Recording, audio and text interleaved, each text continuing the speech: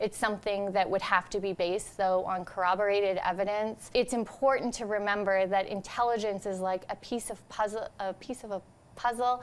The members of the committee are bound to this Security of Information Act for the rest of their lives. Are you prepared to release those names, yes or no? No, Mr. Chair.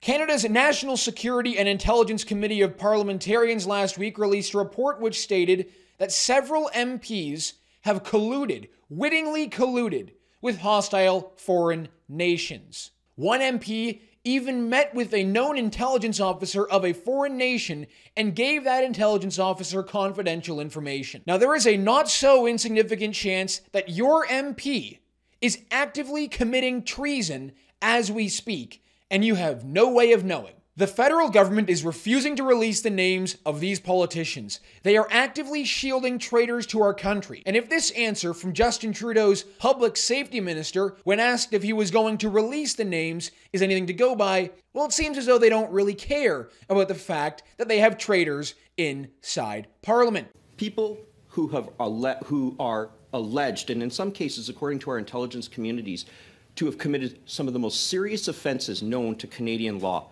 Are you prepared to release those names, yes or no? No, Mr. Chair. Justin Trudeau knows who these politicians are. He has seen the report. Many of his staff have likely read the report, and politicians from every party that sit on the NSI COP committee have also seen the names. But no one is releasing them to the public. Now, the two countries that are most heavily involved with Canadian MPs happen to be India and China. Who could have seen that one coming? The federal government won't release these names. We know that. We also know that they are hiding these traitors amongst themselves, protecting them as we speak. But the question we are all left with is why exactly we allow dual citizens to become MPs in the first place? Why Canada allows foreigners to be elected to federal office? In 2017, Australia banned foreigners from being elected to federal office, and maybe it's time for Canada to do the same. Now, before we get into the show, drop a like in the video, help us out by subscribing to the True North YouTube channel, and the comment question for the episode is this: why is Justin Trudeau's government shielding traitors from the public? Let me know your answer in the comments below, and let's get into it. When news broke last week that a National Security Committee of Parliamentarians found that MPs are wittingly colluding with hostile foreign nations, well, the federal Liberal government went into overdrive to try to shield and protect the traitors from being named. It's something that would have to be based, though, on corroborated evidence. The members of the committee are bound to this Security of Information Act for the rest of their lives. In some cases, the argument was that the names of the traitors couldn't be released because everyone is afforded due process. In other cases, the argument was that the names can't be released because it might interfere with an ongoing criminal investigation. Now, no one is saying that those who are alleged of committing high treason should not be afforded due process. The argument is that should we allow those who are very likely committing treason as we speak to sit in Parliament, to go to question period today at 2 p.m., to sit on the benches and play a role in Canadian democracy? These alleged traitors are likely sitting on important parliamentary committees. Some of them may be parliamentary secretaries to cabinet ministers. Some of them may, in fact, be cabinet ministers. The important word to remember here is that these MPs are wittingly colluding with foreign hostile nations. China, of course, is an enemy of Canada. Let's just call it what it is. And let's not pretend as though India is some great friend of Canada either. There are credible allegations that India have roving murder gangs targeting and killing Canadian citizens on our soil. As Global News put it, an unknown number of federal politicians are knowingly working with hostile countries to interfere in Canada's democracy. The committee reviewed top-secret intelligence reports that suggested sitting parliamentarians are witting or semi-witting participants in foreign interference operations, including divulging secrets to foreign governments. The committee pointed to several activities the undisclosed number of parliamentarians are allegedly engaged in, including soliciting political support from foreign missions, accepting money or favors from diplomats, and revealing their colleagues' positions on issues so that foreign operatives can pressure them. In one case, a parliamentarian allegedly provided confidential government information to a known intelligence officer of a foreign state.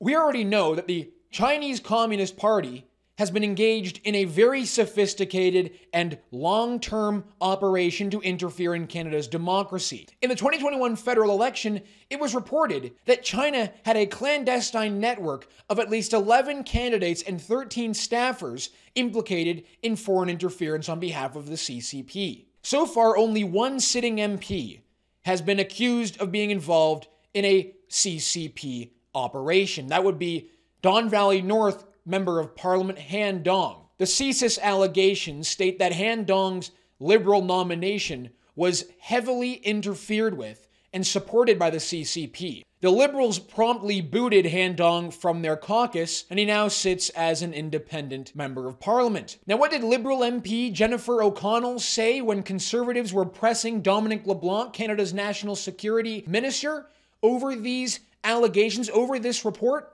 Well, allegedly, she said, "Boo-hoo, get over it." Yeah, there are traitors inside Canada's Parliament, whether in the Senate or in the House of Commons, but just get over it. Get over it already and move on to something else. We already knew about the extent to which the Chinese Communist Party was interfering in Canada's democracy because a brave CSIS whistleblower exposed what was going on because the federal government wasn't taking any action. When the initial reports started to come out from Sam Cooper's reporting in Global News and from Bob Fife in the Globe and Mail, Justin Trudeau tried to do anything he could to avoid a national inquiry into this issue.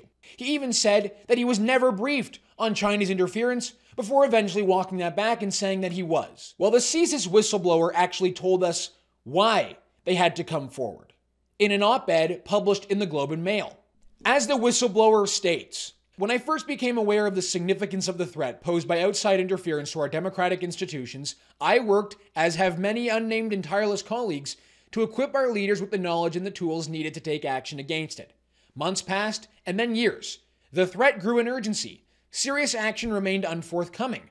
I endeavored alone and with others to raise concerns about this threat directly to those in a position to hold our top officials to account. Regrettably, those individuals were unable to do so. Worse still, evidence of senior public officials ignoring interference was beginning to mount." No one actually cared. No one in the federal government took this issue seriously. They didn't want to end the party, end all the fun. They were already in power, thanks likely in part to foreign interference, and no one wanted to be the guy to ruin it for everyone else. So they kept themselves quiet.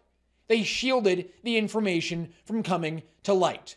And now we're back, once again, to a place where Canada, the Canadian public, and our democracy is relying on a whistleblower to give us the names of these alleged traitors, because the government clearly isn't going to do it themselves. As a matter of fact, it wouldn't even be illegal for a whistleblower to release the names of the alleged traitors. After all, every day that this MP who gave confidential information to a foreign nation is sitting in Parliament or the Senate, the worse it gets for all of Canada.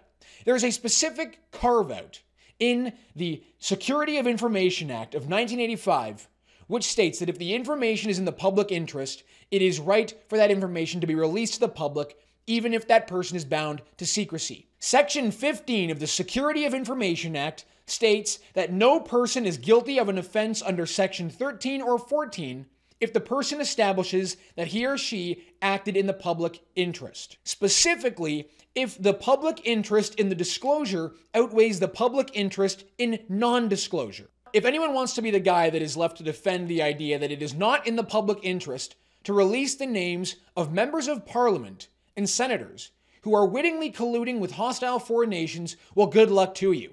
Because I don't know about you, but I would like to know if my member of parliament is a traitor. I would like to know if there are cabinet ministers who are committing high treason against Canada. In Australia, the rule is simple. Dual nationals, dual citizens are not allowed to be elected to federal office. In Australia, you have to renounce any dual citizenship with any country in order to be elected to federal office. Many of those Australian politicians that were either forced to resign or were removed from a candidate list in the lead up to a 2017 election held dual citizenship with countries like New Zealand and the UK, which I find to be harsh, but that being said, if you are going to enforce the rules, it better be consistent. Now, if you were to ask me, I don't think anyone born outside of Canada should be eligible to be elected to federal office. But there are a surprisingly large number of MPs who are not born in Canada. A very large number of foreign-born MPs. But if we have this significant problem in our parliament of MPs committing treason against our country, while also having a very large number of dual citizens in our parliament, well, maybe it's something we should consider looking at. Is it really worth it to have foreigners elected to Canadian Parliament? Let's just go down the list of foreign-born Canadian MPs.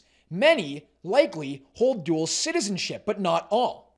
Let's start with Pablo Rodriguez, Canadian Cabinet Minister. Well, he is born in Argentina and is very likely an Argentinian dual citizen. Majid Johari, Liberal, born in Iran. Ikhwinder Gahir, Liberal MP, who is born in India. Shafkat Ali, Liberal MP, born in Pakistan. Paul Chang, Liberal MP, born in Pakistan to Chinese parents. Han Dong, Liberal, born in China. Ariel Kayabaga, Liberal MP, she was born in Burundi. Wilson Miao, Liberal MP, born in Hong Kong. Harjit Sajjan, Liberal MP, current cabinet minister, born in India.